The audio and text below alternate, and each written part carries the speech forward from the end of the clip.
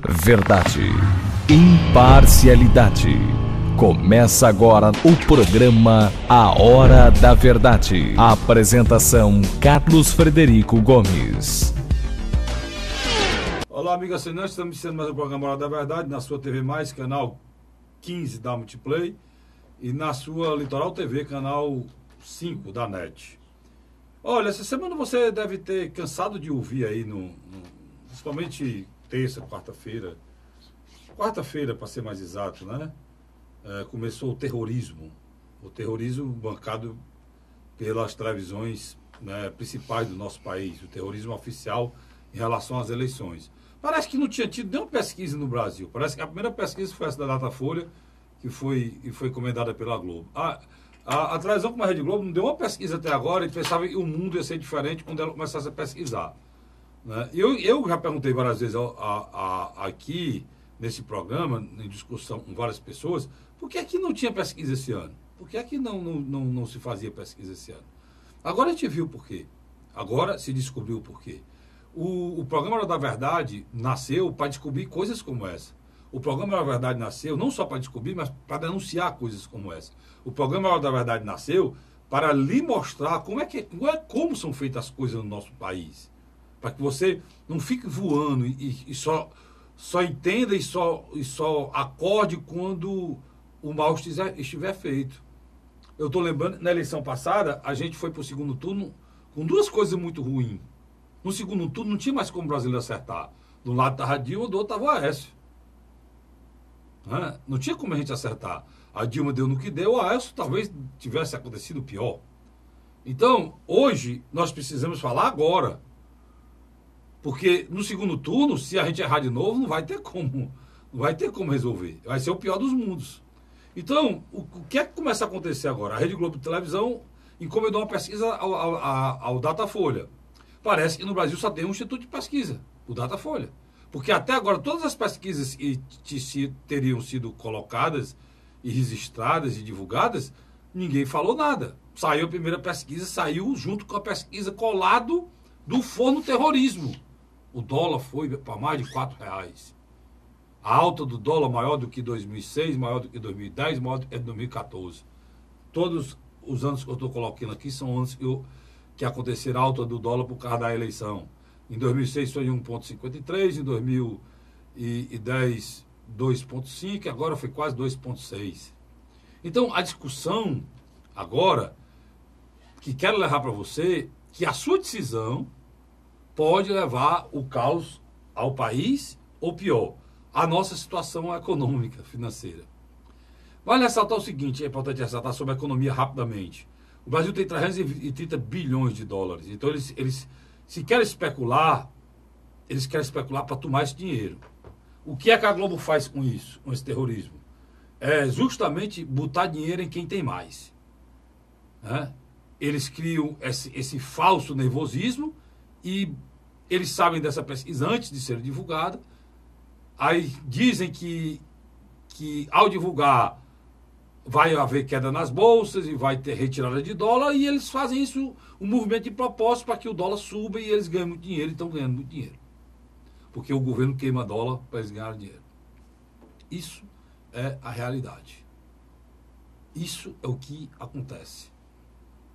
A pesquisa deu 39% Lula, 20% Bolsonaro. Mostrou um mundo de PT e direita e esquerda. Coxinha e mortadela. O Brasil dividido. O pior dos mundos. Ou seja, mostrou uma pesquisa que o brasileiro não entendeu nada. Isso é o que a pesquisa está dizendo. E ninguém sabe qual é a realidade. Por quê? Lula, pela legislação brasileira, só se for outro, de outro planeta, não poderá ser candidato. Então ele não é o candidato. E no cenário que está o Bolsonaro está 20 e atrás dele tem gente com 13, com 14. E atrás do que tem 13, 14, tem um com 10 e tem outro com 9. Então, os 13, 10 e 9, todos os três aí têm impacto técnico. Isso aí pode dar outra coisa. Pode aparecer outra coisa além do que está pré-estabelecido. E a campanha não começou. Nós não temos campanha ainda. não começou rádio, televisão, qualquer coisa pode acontecer nesses 30 dias. É importante que você saiba disso. Até mesmo que a atenção do eleitor não está virada para a eleição, não está virada para o dia 7 de outubro. Ainda vai virar para isso. Aconteceu as convenções, no Brasil todas aconteceram as convenções. Depois das convenções começaram esse movimento de visita e de produção de santinho, inauguração de comitê, que está acontecendo esses dias até o dia 30. Depois daí vem televisão. E o mês vai ser intenso. Não só para os candidatos a presidente, mas candidato a governador e candidato a deputado estadual, deputado federal e senador da República. O mês vai ser intenso. Aí sim a visão do eleitor vai estar voltada diretamente para isso. E quem souber irá se cacifar. Agora, o importante, nós estamos o tempo todo sendo monitorados e usados. E as pesquisas vão querer nos induzir. Novamente o alerta aqui, como eu sempre fiz e faço todo ano. Não aceite esses institutos lhe tratarem como você fosse o Maria vai com as outras. Ou seja, a história do voto útil. Não, eu vou votar no Bolsonaro que tem 20%, porque ele tem 20%, eu vou ganhar, vou votar nele. Eu não vou votar no Amoedo, não, só tem 2%, porque ele não vai ganhar. Isso não é procedimento de cidadão. Isso é procedimento de otário. Porque se os eleitores assim procederem, o que é que irá acontecer? A nossa democracia é fajuta. Quem mandará nela são os institutos de pesquisa. Já disse isso aqui 1000 vezes, porque eles podem errar agora. Irão errar agora, porque esse erro lhe induz a um caminho. E esse caminho é o que eles querem que você vá. Ele pode chegar demais para um candidato e dizer, olha, o senhor está com 5 pontos, eu posso levar o senhor para 15. Como? Eu vou paulatinamente subindo o senhor na pesquisa. E as pessoas vão acreditando e o senhor vai crescendo. É assim que fazem, pessoal. Agora, isso tem um custo. E esse custo é milionário. Esse custo é milionário. Por que esses institutos de pesquisa têm esse poder todo? Porque você, eleitor, se deixa levado. Se deixa ser levado. Tem uma das coisas muito boas que eu gosto dos eleitores do Bolsonaro, é que eles não oscilam. Nem para cima, nem para baixo. Eles não oscilam. Eu venho analisando isso aqui nesse programa há meses. E são os mesmos. Com todo o desgaste que pode haver, são os mesmos. Se os outros eleitores fossem assim. A gente tivesse pelo menos eleitores definidos, o problema é que o restante é muito volátil. E essa volatilidade, esse movimento muito volátil dos eleitores faz com que eles sejam usados pelos instrumentos de pesquisa. E já eu comecei a falar nisso, eu vou falar especificamente agora com o Luiz, nesse primeiro bloco, sobre essas pesquisas que eram muito esperadas, porque é um instituto que tem muita notoriedade, né, Luiz? Pelos anos que tem de pesquisa com o Datafolha. E a grande mídia parece que só existe o Datafolha, né? Não, é interessante. A Globo só se posicionou, só disse alguma coisa, agora um Datafolha. Nós tivemos literalmente uma enxurrada de pesquisa, né? Tivemos tanto Paraná Pesquisa, depois o Ibope, junto com a Globo e o jornal Estado de São Paulo, e nós tivemos, por último agora, Folha de São Paulo, TV Globo e Folha de São Paulo. Quer dizer, em síntese, o que está acontecendo? Você tem uma coisa que você fala muito bem no seu programa da MC-Cidade, de 9 às 10 horas, de segunda a sexta-feira. Você diz uma coisa que me chamou muita atenção. Em qualquer pesquisa, se você juntar os eleitores do Lula e do Bolsonaro, isso quando o Lula é citado na pesquisa, eles ultrapassam mais de 55%. Isso antes, né? Agora dá muito mais, né? Quer dizer, você nota... Isso antes, né, Luiz? Antes. Agora está dando 59%. Então, 39 com 20% dá 59%. É porque antigamente você tinha um polo liderado pelo governo federal, estava sob o comando do Partido dos Trabalhadores, e do outro polo de oposição, liderado principalmente pelos governadores de Minas Gerais e de São Paulo, que era do PSDB. Agora não. Agora são duas lideranças que, literalmente, pelo seu carisma, atrai os eleitores. A gente teria tido a terceira força, né? A eleição seria muito bonita. Muito difícil hoje uma terceira. Não, mas a gente teria tido a terceira força, né? E a gente pode até acontecer isso, por isso que eu digo que está tudo aberto. Você vai raciocinar comigo aqui. Se o Lula pudesse ser candidato, aí a sua avaliação estava correta. O Lula não sendo candidato, você tem 3 disputando. Sem dúvida, a segunda vaga. Estou dizendo que... Agora, se o Ciro tivesse conseguido um acordo com a Marina, o Aécio um acordo com a Marina, a gente já teria outra pessoa certa no segundo turno. Sem dúvida, sem dúvida. Eu vou lhe falar aqui a primeira pesquisa do Ibope, que eu acho que é interessante a gente fazer um comparativo. Só que o universo do Ibope foi 2.000 pessoas. A do Datafolha foi 8.000, Carlos Frederico. A coisa boa dessa pesquisa foi isso. Mas os números são muito parecidos. No cenário com Lula, do Ibope, Lula tem 37%, Bolsonaro tem 18%, Marina Silva tem 6%, Ciro Gomes tem 5%, Geraldo Alckmin tem 5%, Álvaro Dias tem 3%. Muito parecido com a Datafolha. Agora, só a primeira. Agora, sem o Lula no Haddad, no caso, você tem o Jair Bolsonaro com 20%, Marina Silva com 12%, ela literalmente duplica. Ciro Gomes sai de 5%, vai para 9%, Geraldo Alckmin, para mim, é um candidato que deveria ter um potencial maior, só tem 7% sem o Lula, e o Fernando Haddad tem 4%. Muito parecida, 3%. Muito parecida com essa do Datafolha de hoje. Agora, só que é um detalhe. Na espontânea, o Lula tem quase 30%, o Bolsonaro tem 15%. Ciro Gomes vem logo em seguida com 2%, Geraldo Alckmin tem 2%, Marina Silva tem 1% e Álvaro Dias tem 1%. Agora, você vê, o Ciro tem um eleitorado mais... volátil. Não, mais decidido, mais definido que a Marina, né? Em alguns aspectos, sim. Não, pela essa da Datafolha porque a Marina está mais alto ele na estimulada e quando chega na espontânea ele tem o dobro da Marina. A Marina tem 1 e tem 2. Não, você está falando uma coisa que poucos analistas têm feito comentário em cima. O voto da Marina só aparece quando é estimulado. Não é um voto consolidado, não. Para quem já teve em 2 disputas presidenciais... Tem recall, né? Ela era para ter. É ela que tem o maior recall. Ela era para ter, ela tem recall para isso. Ela tem o recall igual do Ciro, né? Uhum, sem dúvida, mas aí... O recall, para quem não... É o grau de conhecimento das pessoas do nome. Né? Uma palavra usada, uma palavra americana usada aqui pela gente, e é o grau de conhecimento no nome, não? Ou seja, lá vem o Luiz...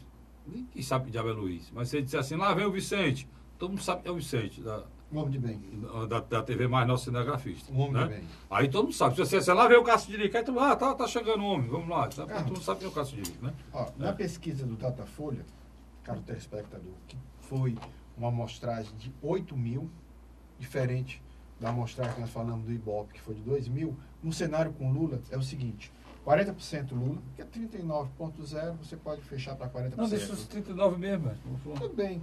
Jair Bolsonaro, 19%, você também pode fechar para 20%. Não, deixa 19 mesmo. Você acha melhor? Então vamos lá começar de novo. Lula, 39%, Jair Bolsonaro, 19%, Marina Silva, 8%, Geraldo Alckmin, 6%, Ciro Gomes, 5% e Álvaro Dias, 3%. Fale só uma coisa a respeito disso aí. Esses 3 últimos... Os 3 penúltimos, aliás, que foi citado aí, ou seja, Marina, Ciro e Alckmin, dura essa pesquisa e está empatado. Porque a margem de erro é 2 pontos percentuais, né, Luiz? Para cima e para baixo, estão empatados dentro tanto para cima como da margem de erro. Os 3. Quando você retira o Lula, Jair Messias Bolsonaro vai para 22%. Marina Silva dá um salto de 8%. Passa para 16, quer dizer, é a candidata que mais absorve no primeiro momento os eleitores. Depois vem o Ciro. Depois vem o Ciro. E sai de 6, não, sai de 5 para 10. Aumenta 5 pontos. O Geraldo Alckmin literalmente permanece quase que na mesma. Não, ele aumenta também. Né? Aumenta. Vai para 9%. 9%. E o Álvaro Dias fica com 4% e o Fernando Haddad aparece com 4%. Esse é o grande problema aí. Eu acho que o PT devia pegar os meus programas anteriores e começar a ouvir. A XP Investimentos, ela faz pesquisa também, quase que semanal. Ali onde você guarda... Não, infelizmente ela não está aqui não. Mas o XP Investimento não é aquele pessoal... Empresário, aqui é onde você bota o seu dinheiro lá? Um pouco do seu dinheiro, tá certo. Mas, Carlos, é interessante. Eles fazem um questionário um pouco diferenciado. Eles fazem a pesquisa via telefone, eles usam 3 cenários. O primeiro cenário com Lula, o segundo cenário sem Lula, mas com Haddad. O terceiro cenário, citando Haddad como o candidato do ex-presidente Lula. E aí? Ele ultrapassa 15%.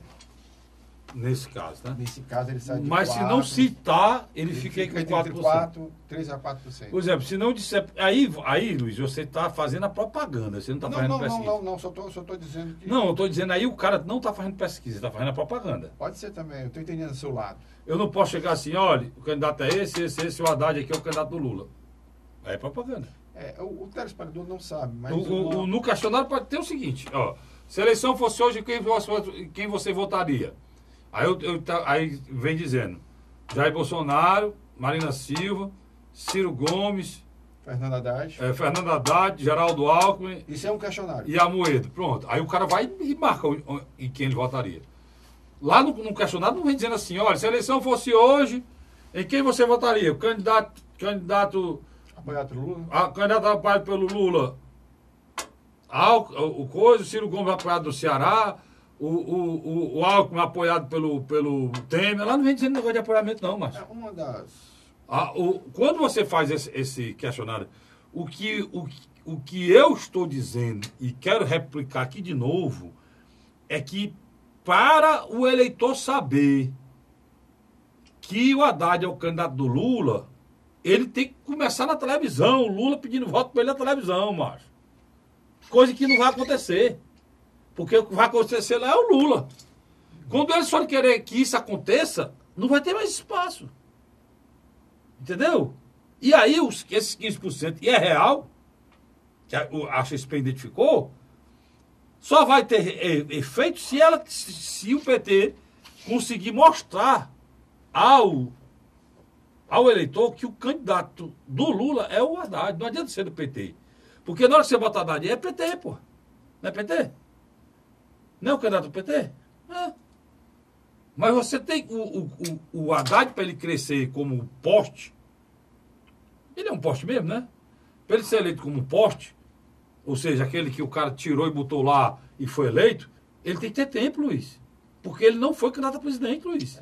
Carlos. Ele não tem, lá vem a história do recall de novo, ele não tem um recall que os outros candidatos têm, cara. E é preciso, ele precisaria ter tempo para ser reconhecido como candidato do Lula, isso na televisão. Eu estou errado. Se eu estiver errado, você pode discordar. Há um mês e meio atrás, eu escrevi um artigo que eu dizia que literalmente Jair Messias Bolsonaro isolou ou matou a candidatura de Geraldo Alckmin.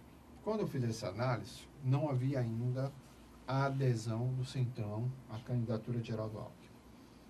Quando o Centrão faz essa aliança com Geraldo Alckmin, houve uma expectativa, principalmente entre os jornalistas e o mercado financeiro, que o Alckmin literalmente ia decolar. Não aconteceu. Eu fiz uma postagem sobre isso, você lembra? Me lembro também. Na postagem eu disse que o Ciro pulou uma fogueira e o Alckmin não necessariamente teria ganho com essa ida do centro. E o tempo está provando que seu texto era realidade. O que acontece? Você tem uma consolidação do eleitorado do Bolsonaro, que varia de 15% a 17% no voto espontâneo, que eu acho que é muito forte mesmo. Você já vê uma pesquisa como essa do Datafolha, que nós sabemos que existe um perrengue, existe um atrito entre o grupo Folha de São Paulo, o Grupo Globo, com o candidato Jair Messias Bolsonaro. Mesmo assim, ele aparenta ter mais de 20%. Pela primeira vez, eles estão colocando o Bolsonaro com mais de 20%. O que eu acredito? Nesse momento, ele vai fortalecer o movimento cívico dele conservador. Ele vai investir muito em redes sociais. O problema do Bolsonaro, Luiz, só para te dar um dado aí, tu esqueceu de falar, é que ele não cresce, cara. Não, ele chegou... Ele não perde nada. Ele não perde nada. Mas ele chegou ao limite. Mas ele não cresce. Ele bateu onde ele foi. E ele não ganha. E ele não ganha eleição com 20%. Por quê? Porque ele representa um ideário radical. Um segmento da sociedade. Ele representa o ideário que você está colocando aí, muito bonito, por sinal. Movimento cívico conservador. Um movimento cívico conservador que é mais ou menos isso com alguns exageros, né? Tem muito exagero disso aí. Isso aí, cara, é perfeito. Só que ele não conseguiu, outras pessoas que o acessório não conseguiu passar isso para ele, que isso daí ele não ganha eleição. Ele vai para o segundo turno. Ele já chegou ao segundo turno. Ele não vai à eleição. Por quê? Porque ele tem uma rejeição alta. Essa rejeição do Bolsonaro é justamente para ele poder agradar esse movimento por integral, por inteiro. Ele toma algumas atitudes, diz algumas coisas que não fazem com que... E um calcanhar de Aquiles no público feminino, né? Não fazem com que esse universo se amplie. E você tocou bem na ferida, que é as mulheres. Se você prestar atenção, porque se você decodificar e classificar, estratificar, né, a palavra que o Luiz usa, é o pessoal do... Você estratificar a pesquisa em relação ao Bolsonaro, você vai ver que o universo é quase todo masculino. Ele é masculino. Para você ter ideia, parece, eu suponho, os eleitores do Bolsonaro têm 70% de homens e 25% ou menos, né, Luiz? Exatamente. Ou menos de mulheres, né? Acho que é menos, né? Menos, ele não chega nem a 12% de mulheres. O resto todos são homens. Então, o Bolsonaro... Não, vamos com calma, porque o telespectador agora ficou um pouco assim. É o seguinte, no geral, ele tem entre 19% e 23%. No geral, nas pesquisas. Não, estou falando do 100% dele. Não, no geral. Quando você pega o 19%, aí você estratifica isso. Mas você pega só, entre o público masculino, ele chega a ter 27, 28. Vamos dar um exemplo. Quando você coloca ele no público feminino, ele chega a ter de 11 a 12. Entendeu? Quer dizer, você pega os 100% dos eleitores que estão sendo pesquisados. Desses 100%... Um terço só é mulher. Aí você vai e tira o Bolsonaro aqui. Deu 20% do Bolsonaro. Pronto, deu 20%. Quando você vai olhar, dos 20% do Bolsonaro...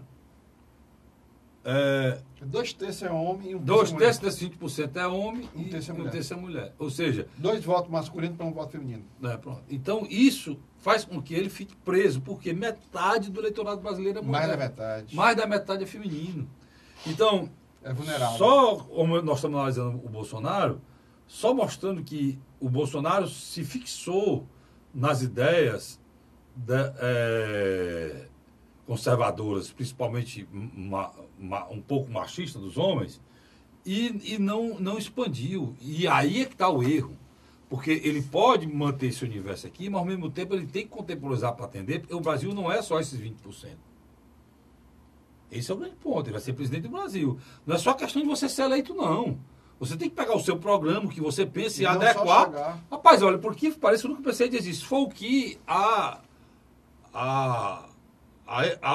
vice dele, a Janaína Pascoal falou. Pronto. Tem que ampliar. Pronto. O que ela falou, olha, nós estamos fazendo aqui igual como o PT fez. Segmentando. Nós estamos segmentando, estamos sendo radical, igual como o PT fez. Então, quem deu o mote foi a Janaína Pascoal. Ele está no segundo turno. O Luiz já disse isso aqui, e eu acho que está também. Agora, você que é eleitor dele sabe o seguinte, ele vai chegar no segundo turno. Agora, as chances dele perder no segundo turno são maiores do que ele ganhar. Por quê? Porque no segundo turno ele precisa do universo feminino para ser eleito. Carlos, por outro lado, quando começar o dia 31 de agosto, propaganda de rádio e televisão, o Geraldo Alckmin, se ele não crescer em menos de uma semana, 2 semanas, literalmente, vai se tornar um naufrágio de Titanic. Olha, para você ter ideia, eu vou para um rápido intervalo, nós volto a faltar o Geraldo Alckmin, e falando sobre o universo feminino também, não vamos falar, vou lhe dizer o seguinte, se um candidato ou candidata conseguisse ser candidato só dizendo que era para arrebentar as mulheres, ele estaria no segundo turno, se as mulheres acompanhassem. Vocês estão entendendo a força disso? É verdade. O Ciro Gomes pode crescer muito nisso. Vamos falar sobre isso também. Ele já disse de novo, essa semana, que metade do ministério dele vai ser de mulher. E a vice dele é uma mulher. É uma mulher, tá certo? E tem muita gente também que não gosta, que é tipo da pessoa com agrado ou desagradada, que é a Cátia Abreu. Eu vou para um rápido intervalo e volto já. Não sai daí não. Tem muita coisa para falar ainda sobre eleição. Não sai daí não. A Hora da Verdade.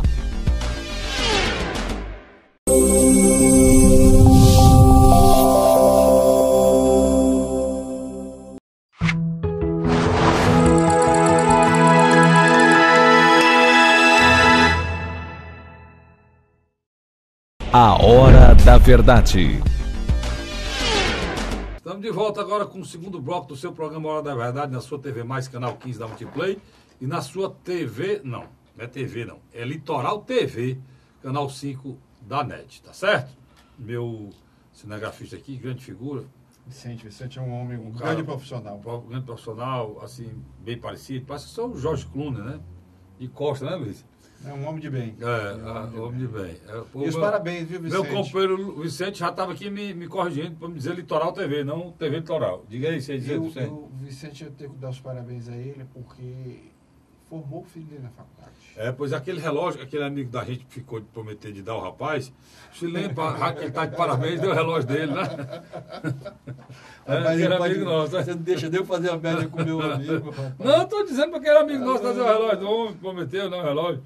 Vai trazer o relógio, né? Tá certo. Vamos nós. Luiz, eu estava falando o seguinte, a gente fala, o negócio está tão em moda nesse negócio de empoderamento das mulheres, por que as mulheres não lançaram nesse país não tem não, uma candidata competente? Por exemplo, a Ana Amélia era muito melhor candidata do que o Alckmin, né? Estou esperando o que é que o Carlos Frederico quer dizer. Que nós temos mais da metade dos eleitores do sexo feminino no Brasil. No entanto, a representação tanto na Câmara Federal, nas Assembleias e no Senado é bem aquém. E outro detalhe, Carlos Frederico, as mulheres que assumiram o executivo nos últimos anos não se saíram muito Esse bem. eu acho que o medo foi esse. A Dilma foi que deu medo das mulheres. E Marta Suplicy. Marta Suplicy em São Paulo e a Dilma no Brasil. Criou Deu medo. aquela governadora do PT também lá da região, o seu, acho que não me engano, do Pará também, quer dizer, Rosiane Sarney também no Amazonas, no Maranhão, quer dizer, Mas aí você tem no parlamento mulheres no Rio Grande do Norte, mais sucesso. Né? No Rio Grande do Norte, a ex-governadora também não conseguiu êxito. Então, é um fato que você tocou que é interessante.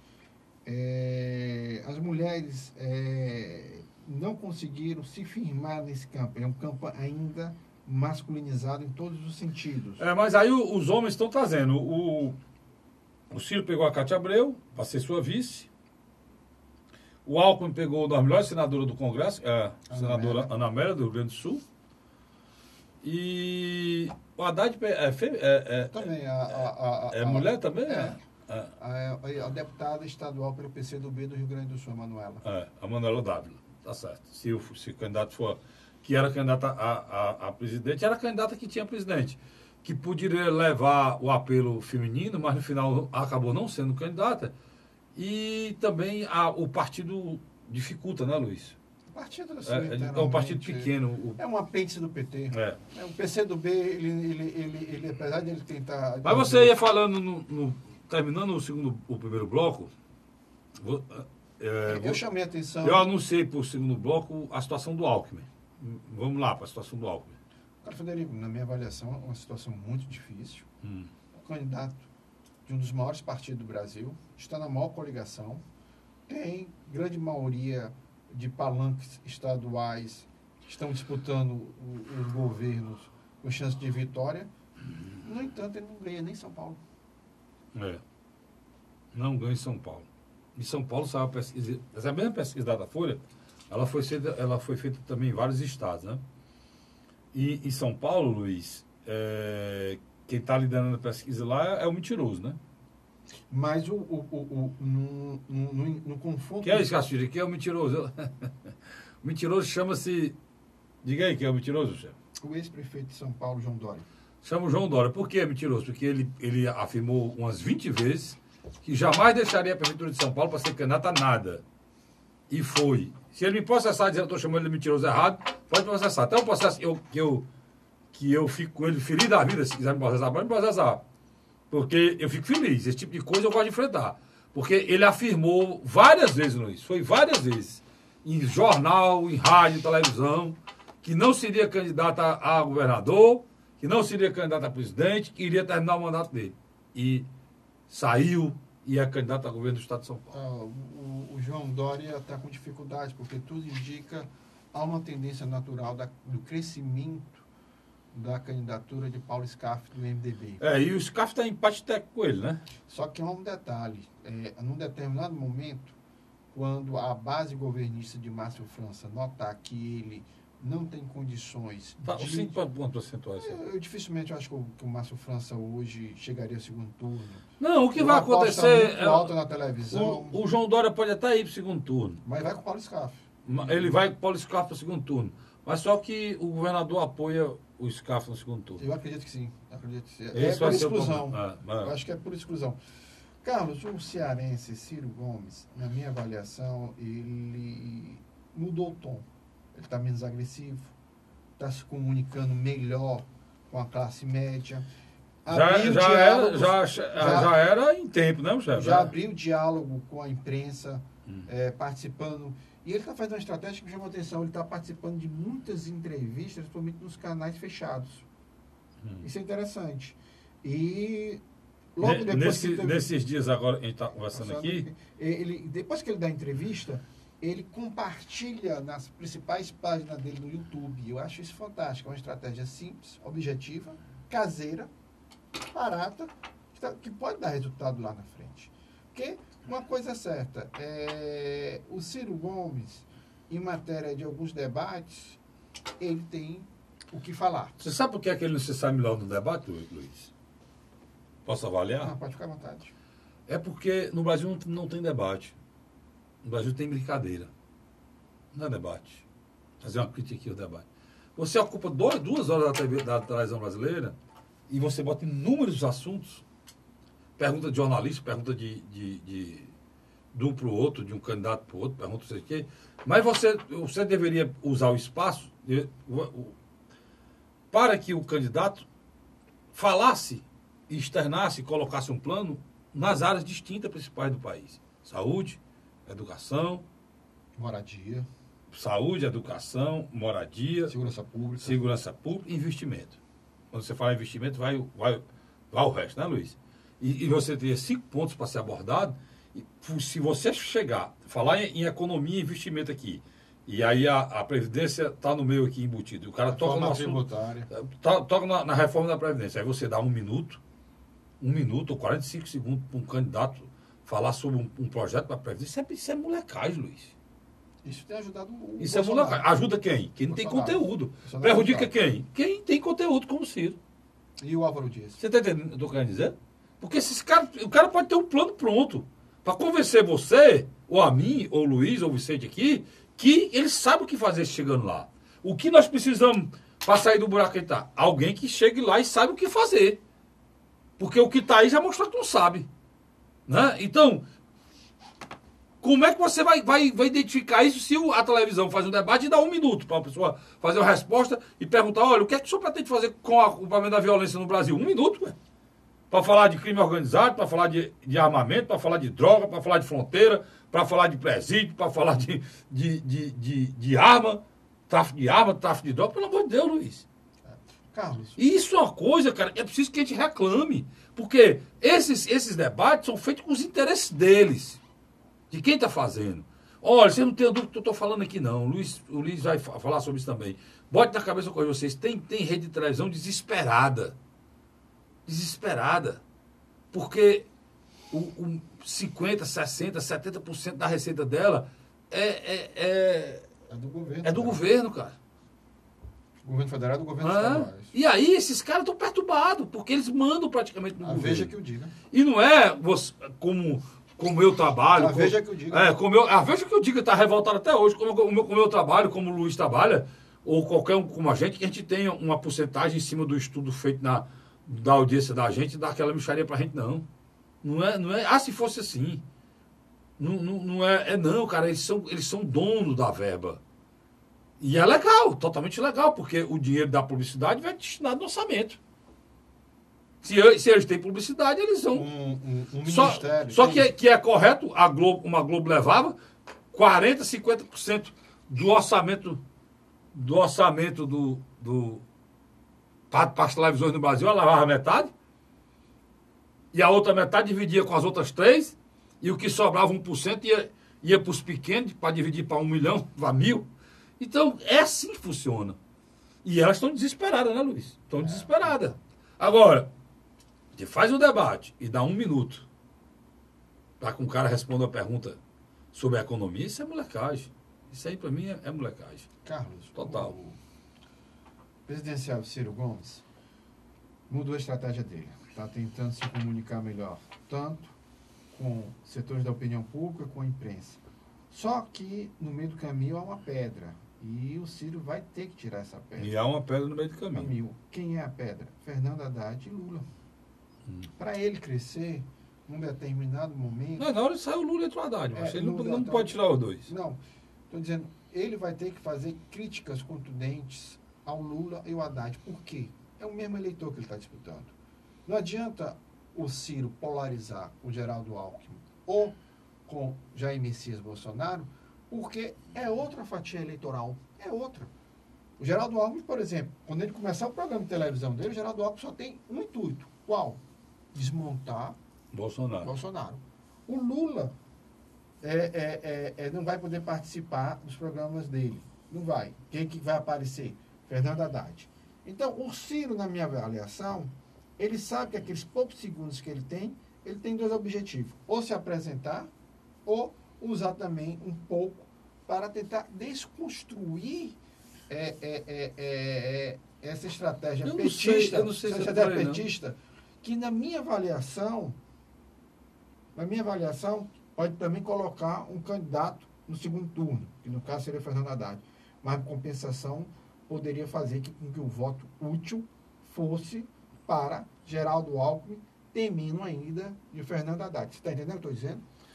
Mas eu acho que o Ciro tira outra opção. Eu acho que seria muito mais interessante ele ir para o governo atual.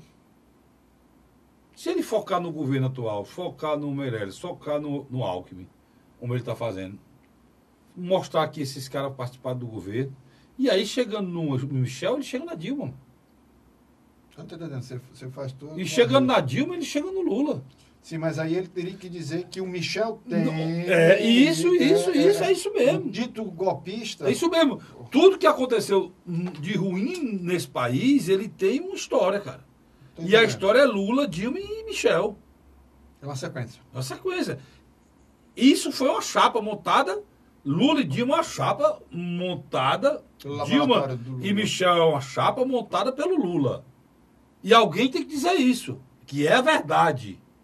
Se o eleitor quer essa verdade ou não, outros problemas. Que o Lula tem 39%. O que está acontecendo com o Lula 39%? Para mim é um desgosto muito grande, para mim como cidadão brasileiro. Um saudosismo. Se eu tivesse vontade, se eu fosse uma pessoa abastada, se eu sonharia que o Lula pudesse ser candidato.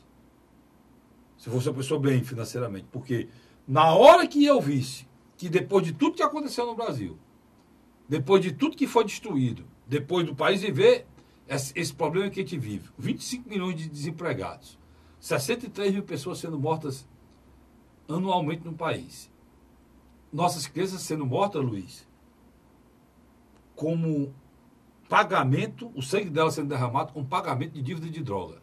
Presta atenção que aqui está. Sarampo, febre amarela, poliomielite, tudo que é doença medieval voltando. Só tá faltando a cólera. Já chega. Né? O Brasil é de zumbis. A mendicância e moradores de rua que não são hoje, não só pela pobreza, mas por serem verdadeiros zumbis consumidores de crack. Esse é o país que a gente vive. E depois de tudo isso, o povo brasileiro elegeu o cara que foi o principal artifício. Não foi a Dilma, não foi meu irmão, foi quem inventou a Dilma, foi quem inventou o Michel, foi quem montou isso aí, foi ele. Ele pode ter feito 1000 coisas boas para trás, ele fez. Mas tem um bocado de gente presa, o Brasil perdeu bilhões com corrupção no esquema montado do governo dele.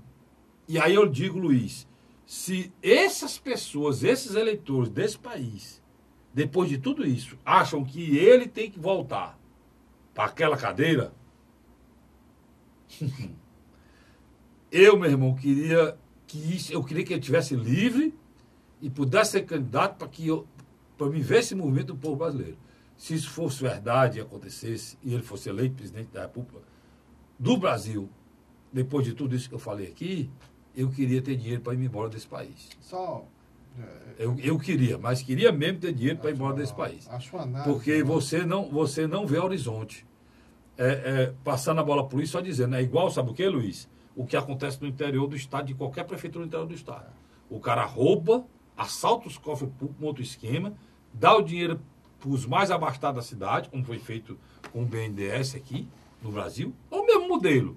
Ajeita a classe dominante, ajeita o solador de opinião, rouba e volta 10 vezes. Tem prefeito aí que já foi eleito, roubou, foi reeleito, roubou, não pode ser mais candidato, porque o nome deu improbidade, são 8 anos, nesses 8 anos lançou 2 nomes dele, o filho, a mulher, vão eleito, quando passar a improbidade ele volta para lá de novo. Mas você conversa com o eleitor que vota nele e diz, doutor, ele rouba, mas faz. Pronto. Eu ia passar para o Luiz, é justamente isso que eu estou falando. Mas, Carlos, do outro lado, as pesquisas demonstraram um fato novo. Existe um voto qualificado que na estimulada não aparece. A Marina literalmente não aparece quando é na espontânea, a Marina não aparece. Mas quando ela é estimulado, o eleitor é forçado a escolher um nome, ou então não optar por nenhum desses nomes, ele acaba indo uma parte significativa, também da classe média, para a Marina. A Marina, ela tem sobrevivido. É por isso que eu tenho esperança. O voto da Marina, Luiz, é muito parecido com o voto do Bolsonaro. Ele não cresce, mas ele é sempre o mesmo. É 10, é 11, é 12, 10, não? Não, na estimulada. Na estimulada. Espontânea é baixo. Mas na estimulada é isso. Espontânea é baixo. Por que eu estou por aqui? E não vou sair, não. Se reeleger o Lula também, não vou sair daqui. Não tenho nada contra o que o Lula fez de bom, não. Eu tenho contra o que ele fez de ruim, porque ele fez. E se eu disser que o que ele fez de ruim é para ele voltar para ser presidente, eu não é para acreditar em nada nesse país. Nem na Constituição, nem no Código Penal, nem no Código Civil, em nada. Ele fica uma espécie de um rei, um semideus, acima de tudo e de todos. Esse discurso que eu acho que o Ciro Gomes deveria fazer, isso não é um discurso, essa constatação da verdade. Isso aqui que eu estou falando aqui é factual. Eu posso falar aqui porque eu não estou falando, isso não tem conotação partidária. Eu estou falando aqui o que aconteceu de fato. E é real. O que o Luiz está falando aí em relação à Marina, a esperança que eu tenho é o seguinte: se a Marina tem 14, se o Ciro tem 10, não nem botar o álcool no meio, não. Bolsonaro tem 20, né? Aí são 20, um 14 são 34, um 10 dá 44, está muito perto de ser metade mais um, né, Luiz? Então a esperança que eu tenho. Porque eu sei que está dividido assim, o Almoedo tem 2%, o menino do Paraná, o Álvaro Dias tem 3 ou 4, né? E se botar o Alckmin tem 7, somando isso aqui, dá mais de 60%, dá 50%, né, Luiz? Dá quase 60%. Ou seja, são pessoas que não aceitam. E não aceitam. Não eram. Uma grande parte que era eleitor do Lula, né? Alguns deles votam no Ciro, votam na Marina, né?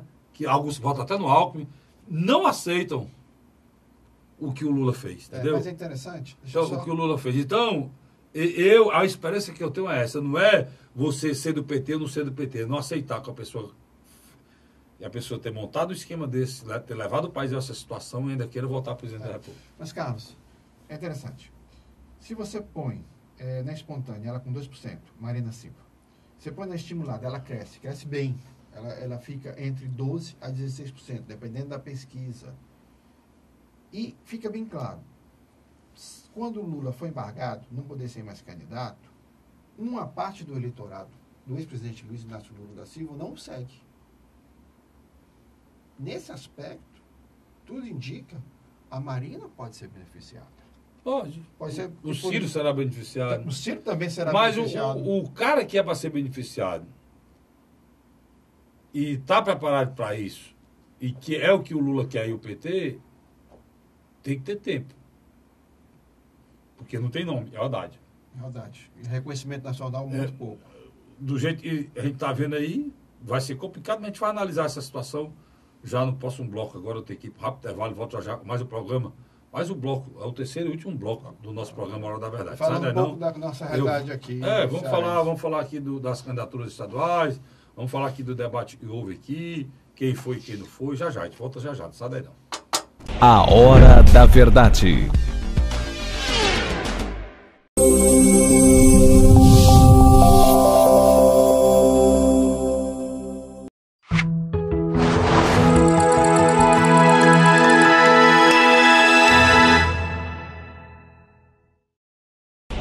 Hora da Verdade. Estamos de volta com o terceiro e último bloco do seu programa, do meu programa, do nosso programa, A Hora da Verdade, na sua TV+, canal 15 da Multiplay, na sua Litoral TV, canal 5 da NET. Olha, não precisou nem meu amigo Luiz, não, meu amigo Vicente me alertar, é Litoral TV, na TV Litoral, não, tá certo? Deixa eu voltar aqui com o Luiz, porque, Luiz, nós estamos falando de quem mesmo? Onde eu deu um bloco em mim agora. Agora, a única candidatura que nós não falamos ainda de poder de competitividade foi de Fernando Haddad. O Fernando Haddad está sendo preparado para substituir o Lula. A estratégia é simples e objetiva. Quando o Tribunal Superior Eleitoral literalmente embargar a candidatura do Lula e ele não poder ser candidato, ele assume. E a Manuela Dávila assume no lugar dele como vice. Mas isso é quando? Isso dia 17 de setembro. Há quantos dias da eleição? Literalmente 2 semanas. E ele carrega os votos do Lula? Tem 3 semanas. Ele recebe 17 de setembro, aí tem 15 dias, mais 15 dias do mês de setembro, né? Praticamente 15 dias. Vamos botar 15 dias. 13 dias, aí tem mais 4 dias e pode propaganda. No máximo 2 semanas e meia de propaganda eleitoral. Vai ser 15 dias de propaganda, cara. Porque termina no dia 4 a propaganda. Aí, nesses 15 dias, Luiz, ele recebe a carga necessária para ir para o segundo turno? Aí que está o X da questão. Como eu coloquei no segundo bloco, no final do segundo bloco, eu acho, na minha avaliação, opinião pessoal minha, Luiz Cláudio, sociólogo, consultor político, a Marina é beneficiada.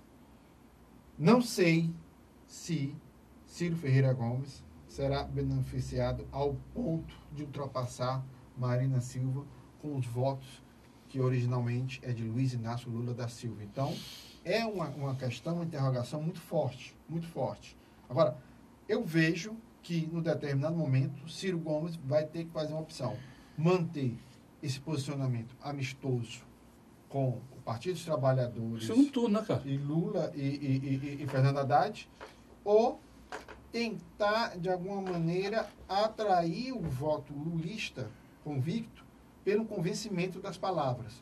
Por outro lado, é indiscutível, o histórico da Marina é muito mais semelhante com o do ex-presidente Luiz Inácio Lula da Silva, e a Marina, querendo ou não, tem um DNA do PT, né? E o Lula, o Ciro também, Luiz, ele tentou se credenciar nesse mesmo nível aí, né? Mas não deu. Mas a Marina se afastou muito do PT. A Marina ficou com um jeitão de PSDB. Principalmente quando ela votou no AS. Mas só me permite só um detalhe.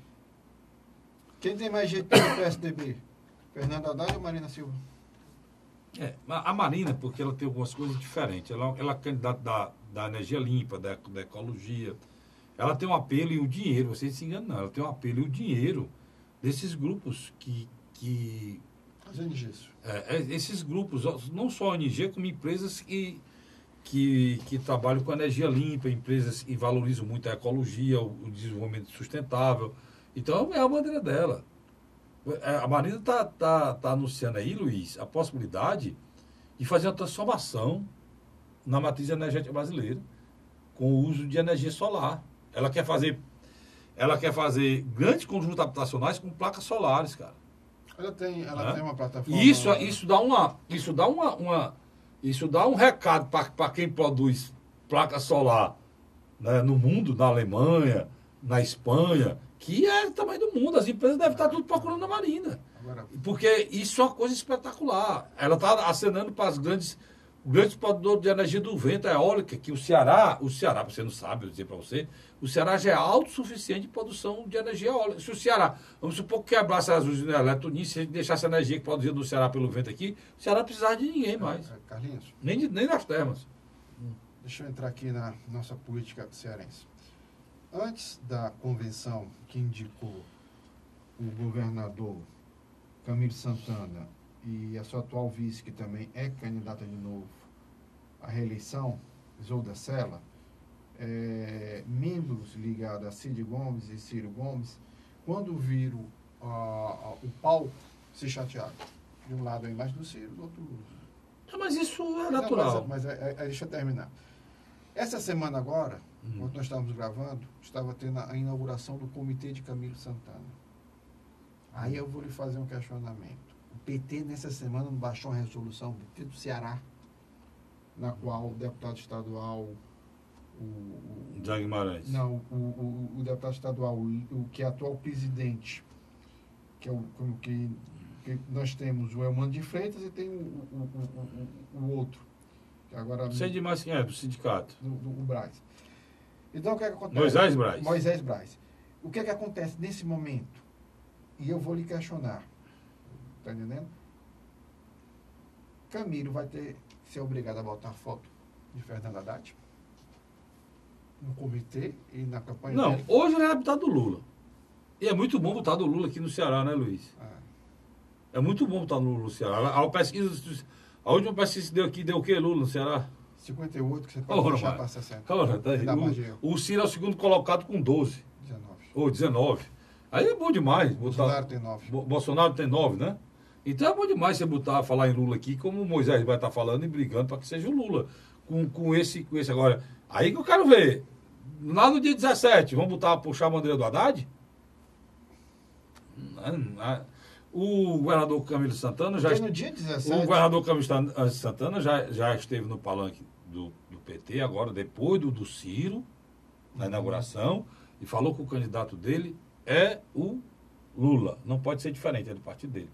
Mas que, se o Lula não fosse candidato, o candidato dele seria Ciro Gomes. Que foi num evento do lançamento do comitê do deputado federal André Figueiredo. Pronto, ele disse isso. Que é vice-presidente do Partido Democrático Trabalhista. E que tinha muita admiração e que o Ciro era a inspiração de políticos como ele, né? Tinha sido a inspiração de políticos como ele. Carlos, assim, bem objetivamente, a coligação do Camilo me surpreende pelo gigantismo. Na última pesquisa você entendeu por quê. O cara tem 65% de aprovação de governo. Ele tem 64%. Ele discutiu... Na última pesquisa. Ele tem o mesmo percentual que ele tem de aprovação, ele tem de preferência. E se você tirar os votos dos úteis, né, aí o homem sobe para 85%. Né? Carlos, você tem ideia. Tanto que ele não foi ao debate, né, Luiz? Ele não foi. Não foi, não deve ir. Ele não foi ao debate da jangadeira, mas também querer que o Camilo vá ao debate no terreno do inimigo é de lascar, né, Luiz? Não, e outra coisa. Por quê? Porque as pessoas não é falando mal de rádio, de televisão nenhum, não. Mas quando uma pessoa é política, é dono da televisão, tem que aceitar essa crítica. A TV Jogadeira aqui no estado do Ceará é do grupo Tasso Gereissati. O grupo Tasso Gereissati está lançando o principal adversário, que é o general Teófilo. Então, fica meio chato, né? Você ir para um debate, para esse debate, você, dentro de uma televisão, no terreno assim, ácido, né, Luiz? Mas você deu uma explicação no seu programa da MC-Cidade, de 9 às 10 horas, de segunda a sexta. Foi? Que eu achei interessante, que foi que você disse que Camilo Santana tem gordura para queimar. Se ele não for um debate desse... Não, mas ele está indo justamente por isso. Ele pode, no debate desse... É o que eu estou dizendo. Ele tem gordura para queimar. O que é que acontece no debate desse? Um cara que tenha esse percentual, é ele contra o resto, né, Luiz? Ou o resto contra ele. Pronto, já completou. É um monstro, vamos dizer aqui. Vamos dizer que é um monstro. É ele contra o resto ou o resto contra ele. Pronto, então são 6... São 6 candidatos que o debate chama? Só chama... Não, são os que pontuaram. Só chamam 4, né? Então são 4 candidatos. Fica o Camilo contra 3 e os 3 contra o Camilo. Eu sei nem se ele é bom no jiu-jitsu, mas tem que ser, porque é o Camilo contra o general, contra o Hélio Góes e contra o candidato pessoal. O candidato pessoal. O candidato pessoal tem nome, ele tem que dizer o nome dele aqui. Então, cara, é muito difícil você poder se sair bem do debate desse, porque vai ser todos contra o cara. A negada quer o fígado dele, porque ele tá lá em cima na pesquisa. Quem tem o eleitor, não é ele? Então vamos comer o fígado dele. É assim que funciona, o debate é assim. Então, ninguém vai em cima do general, porque na última pesquisa só tinha 4%, né, Luiz? Né? Ninguém vai em cima do general, né? Ninguém vai em cima do menino, do Hélio Góes, né, Luiz? Não. Entendeu? Então, é assim que a gente tem que ver as coisas como política que a gente faz com análise. O Camilo Santana teve 65%. O general Guilherme Teófilo teve 4% da pesquisa. O Ailton Lopes, do PSOL, e tu deu um branquito em mim, e já foi candidato pela segunda vez do PSOL, tinha 2%, né, Luiz? E o Hélio Góes, 2%. 2% também. Aí tem o Francisco Gonzaga, tem um problema aí na candidatura do Francisco Gonzaga.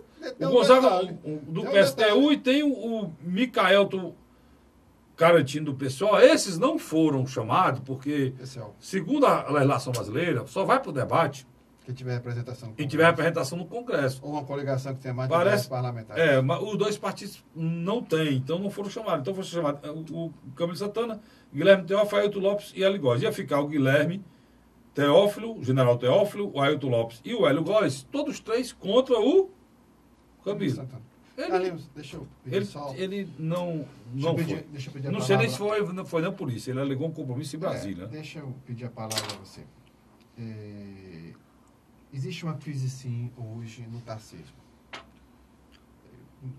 O grupo do Tasso Gereissati, ele foi responsável pela eleição de si mesmo 3 vezes, elegeu Ciro Gomes e elegeu Lúcio Alcântara. Gostei dessa frase. Ele foi responsável pela eleição de si mesmo. Gostei dessa frase. E depois ele ajudou, de uma maneira indireta, a primeira eleição de Cid Gomes contra o candidato do seu partido, o ex-governador Lúcio Alcântara. E o que acontece? A primeira vez que ele lançou um candidato fora da máquina administrativa foi o ex-presidente da Assembleia e na época, secretário do governo, Cid Gomes, que teve que sair, voltou para a Assembleia e teve que sair candidato ao governo, que foi o nosso querido amigo Marcos Carlos. Marcos Carlos tirou 19% dos votos, ou a gente pode arredondar para 20%. 4 anos depois, em 2014, o Tasso apoia a figura de Eunício de Oliveira, que está indo agora, de novo, a reeleição ao Senado. O Eunício terminou tanto primeiro como segundo turno na casa de 47% a 48% dos votos. E agora o Tasso lançou uma candidatura que, literalmente, eu não sei de onde ele tirou, não sei qual foi a pesquisa que ele fez, colocou o nome, não conseguiu nem literalmente atrair políticos tradicionais do PSDB para dentro da campanha. E os poucos que tinham Literalmente debandaram. debandaram. Então, o que acontece? Nessa brincadeira aí, Luiz, e você está escolhendo na escolha, devido à escolha, saiu Domingos, saiu Domingos, que é do PSD, saiu o Genesiano Noronha, que é do Solidariedade, aqui são os donos do partido, nós estamos falando. E o Eunício, já tinha pulado antes o Eunício. Quando notou que o Tasso não era candidato. Não era candidato. Então, pra você ter ideia, o poder estressante dessa decisão. E um detalhe, a estratégia do capitão Wagner é muito mais de sobrevida e de crescimento do seu partido, do partido que interesse de salvar o PSDB. Isso é também muito notório, nós já discutimos em outros programas e tal. Então, é um fato novo. Esse deslanche, esse desmoronamento do núcleo político taxista, ele é real. Ele é real. E lhe digo mais uma coisa. Se o general Guilherme Teófilo, lá na frente, não conseguir a estratégia de se colar ao Bolsonaro, ele é capaz de ser ultrapassado pelo candidato do PSL aqui, o Hélio Góes. Que ficaria muito mais feio para o PSDB do Ceará. E seria mais um membro da família Caos, com mais uma derrota para o governo do Estado. Agora, por outro Lembrando que o Marcos Caos já foi, né? Porque ele é tio, né, do Marcos Caos, né? Eu acho que são parentes. Eu não tenho esse dado, se é tio ou alguma coisa nesse sentido. Carlos Frederico, eu não tenho dúvida que existe uma candidatura dos setores da oposição que está começando a crescer, que é o candidato ao Senado, Luiz Eduardo Girão. Algumas pessoas dizem que é por conta também do bom momento do futebol do Fortaleza. Ele foi ex-presidente do Fortaleza. E que uma parte significativa da torcida... o Luiz querendo criar problema para mim. Tu falou no candidato a senador, mas nós temos que falar em tudinho, viu, Luiz? Não, mas é bem rápido aqui. E o que acontece? Na minha avaliação, ele vem crescendo. Mas você falou nele, eu tenho que falar em tudinho. Então, ele vem crescendo por quê? Eu vou fazer a avaliação no teu lugar, já que tu fez do outro. Ele vem crescendo porque a candidatura do Eunício, ela está assim, só tem ela, vai tu mesmo. Tem um Cid, que é uma preferência, que é uma liderança mesmo, estadual. O Eunício... É estático. O Eunício está com 30% e vai ficar aí. E se ele for eleito, vai eleito com isso aí. Olha lá se chegar aos 30%. Por outro lado, o Luiz Eduardo Girão sabe disso. E tem uma estrutura com o partido maior, com o puxador de voto, ou não conhecido, que é o capitão. Né? Junto com ele. Então, é a chance de subir. E o PSDB, que está com a candidatura murcha, que é a candidatura da Médica Mayra. Da Médica Mayra, por conta do próprio general, que ainda não decolou. Entendeu? Aí tem o Pedro Ribeiro Filho, que eu não sei se vai poder ser candidato, e está impugnado. Tem o Roberto Bus Moreira, do PTC, aqui e tem o João Francisco Saraiva Menezes, da Rede, o Jaimierson Rodrigues Simões, do PSOL, o Geraldo, que são pontos estratificados em relação à esquerda, né? O Geraldo Mano Magela, do PSTU também, à esquerda, mais à esquerda. E faltou o Alexandre Barros e a Ana Carina Cavalcante de Oliveira, do PSOL. Então, ele cresce por quê? Porque tem uma estrutura maior, né, Luiz? Tem um apelo grande que é ligado ao Fortaleza, foi presidente de Fortaleza, e ainda tem uma coisa, teve aqui, ele teve comigo e é uma pessoa muito lúcida e com ideias claras e próprias, né? Mas é interessante que, ao mesmo tempo, ele tem a simbiose dele com o Capitão Wagner, que o Capitão Wagner faz a campanha dele ao Legislativo, com o deputado federal, mas pede voto a ele ao Senado, que é uma candidatura majoritária. Você está com a mãozinha assim, me dê a mão logo, que acabou o tempo. O Vicente está perturbando ali. Luiz, obrigado pela sua vinda mais uma vez aqui do programa Hora da Verdade. Nós não estamos fazendo entrevista, pessoal, não só aqui, como também no outro programa que eu comando, porque nesse período eleitoral é muito complicado. Você dizer para o cara, ele não pode falar isso, a gente sabe o que é que ele pode falar, o que é que não pode. Você vê meu cuidado, toda hora que eu digo o nome do senador aqui, eu vou buscar o nome de todos. E eu já tenho comigo aqui já para isso, né? Para não faltar. Isso é responsabilidade de jornalista e de quem faz a política com isenção. Nós sabemos, e a gente sabe, você também sabe quem é que tem chance e não tem. Mas nós temos a obrigação de dizer às pessoas que estão lá querendo um lugar também no sol. Né? Isso é democracia, a gente tem que respeitar. Tá bom? Obrigado a você, assinante, pela audiência, pelo carinho. Eu volto na próxima semana, se Deus quiser, com mais um programa A Hora da Verdade. Até lá.